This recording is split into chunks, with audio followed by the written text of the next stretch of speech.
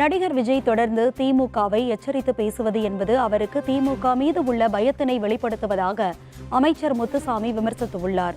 ஈரோட்டில் செய்தியாளர்கள் சந்திப்பில் பேசிய அவர், விசிக தலைவர் திருமாவளவன் முதலமைச்சர் மு.க.ஸ்டாலின் மற்றும் திமுக இயக்கத்தின் மீது மிகப்பெரிய மரியாதை வைத்துள்ள நிலையில் அவரை தவிர கட்சியில் உள்ளவர்கள் பேசுவதை பெரிதாக எடுத்துக்கொள்ள வேண்டாம் எனவும் தெரிவித்தார். டிஎம்கே எச்சரிக்கிறேன் அப்படின்னு சொன்னாவே டிஎம்கே பார்த்து பயம் இருக்குன்னு தான் அர்த்தம். நீங்க அப்படிதான் எடுத்துக்கணும்.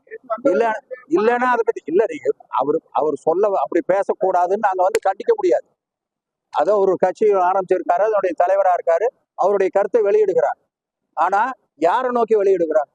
திமுக நோக்கி. அப்ப திமுகவை பார்த்து பயம்னு தான் அர்த்தம்.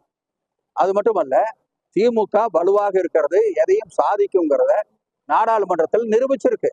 நாங்க புதுசா போய் சொல்ல தேவையில்லை. சட்டமன்றத்துல 2026லயும் அதை கண்டிப்பா நிரூபிக்கும்.